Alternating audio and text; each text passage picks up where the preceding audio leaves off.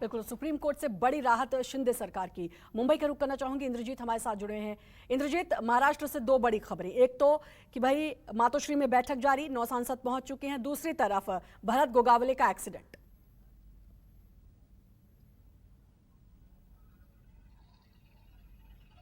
जी बिल्कुल, भरत गोगावले के अगर एक्सीडेंट की बात करें तो मामूली चोट आई है। सुबह जब वो जा रहे थे मुंबई की तरफ तो ईस्टर्न फ्रीवे है, वहां पे एक एक करके 7 गाड़ियां टकराई थी, लेकिन राहत की बात यह है कि उनको ज्यादा चोट नहीं लगी है, मामूली चोट लगी है और मामूली इलाज के बाद वो अपने घर को चले गए हैं।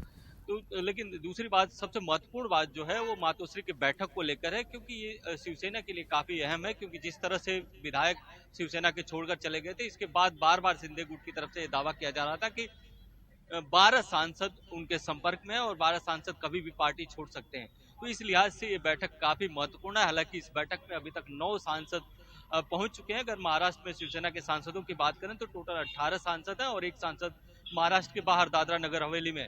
तो कहीं ना कहीं एक तरह से कहें तो 50% का जो आंकड़ा है सांसदों के पहुंचने का, वो पूरा हो चुका है। हो सकता है दूर के कुछ सांसद नहीं आ पाए हों, उद्धव ठाकरे से बात की हों, वो बाद में पता चलेगा। लेकिन सबसे बड़ी चुनौती उद्धव ठाकरे के सामने ये है कि किस तरह से पार्टी को बचा के रखा जाए, किस तरह से सांसदों को बचा के रखा जाए।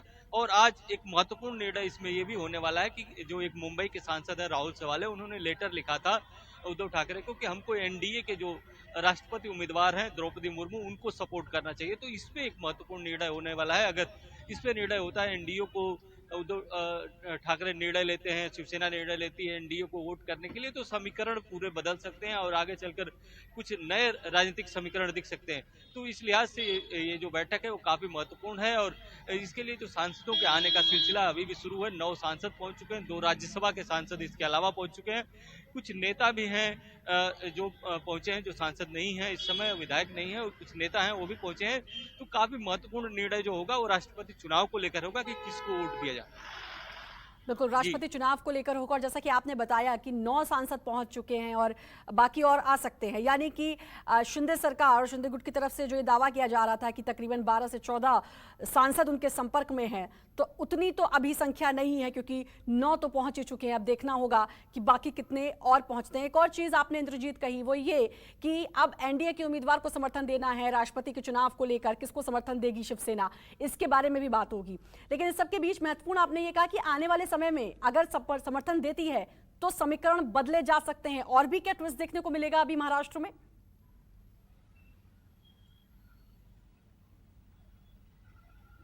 जी बिल्कुल देखने को मिल सकता है, क्योंकि अगर एनडीए को सपोर्ट करती है शिवसेना, इसका मतलब कि सीधे सीधे एनसीपी और कांग्रेस के उम्मीदवार को डिनाई कर रही है और उस फ्रंट में उनका, हालांकि ऐसा पहले कई बार हुआ है कि शिवसेना अपने पार्टी लाइन या जो अपने गठबंधन की लाइन को छोड़कर राष्ट्रपति के लिए वोट किया। ऐसा प्रतिभा पाटिल के मामले में भी देखा गया है और ऐसा कई बार जब बाला साहब ठाकरे जिंदा थे तब ऐसा कई बार कर चुके हैं।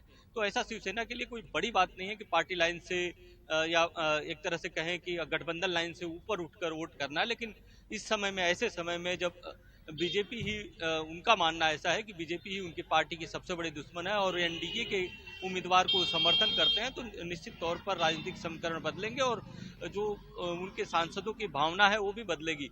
तो इस पूरे विचार मंथन चल रहा है इस मामले को लेकर और हो सकता है कि इस मंथन के बाद जो कुछ निकलेगा, अगर एनडीए को समर्थन करने की बात आएगी, द्रौपदी मुर्मू को समर्थन करने की बात आएगी, तो हो सकता है कि जो शिवसेना के नेता हैं इसके बारे में एनसीपी सुप्रीमो शरद पवार से भी बात करें और अ, आगे ये डिसाइड करें। पहले तो बिल्कुल, और महाराष्ट्र में भी अपनी उथल पुथल जो के कोर बाद अब ये कमेटी की बैठक उनकी और भी बैठक अहम चल रही है, इसलिए जो हो सांसदों जाती की है बैठक चल रही है, क्योंकि उसमें डिसाइड राष्ट्रपति करेंगे और चुनाव उसके है, अब बाद उसमें अपने समर्थन किसे गठबंधन के जाएगा। नेताओं प्रभाकर भी मेरे साथ जुड़े हुए हैं। प्रभाकर, अब ये जो बैठक हो रही है ये बहुत इंपॉर्टेंट इसलिए भी हो जाती है कि अब शिवसेना किसको समर्थन देगी? क्या एनडीए के उम्मीदवार को समर्थन देगी यानी कि द्रौपदी मुर्मू को समर्थन देगी? और अगर ऐसा होता है तो फिर उसके बाद क्या कुछ बनता है समीकरण?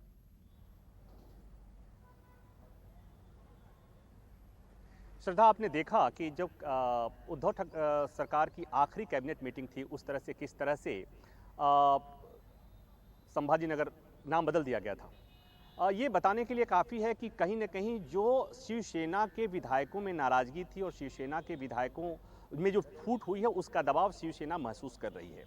तो ऐसे में अगर ये मांग उठती है कि एनडीए राष्ट्रपति चुनाव में एनडीए के साथ जाना चाहिए, एनडीए के कैंडिडेट को सपोर्ट करना चाहिए, तो हो सकता है इस बात पर उद्धव ठाकरे विचार करें।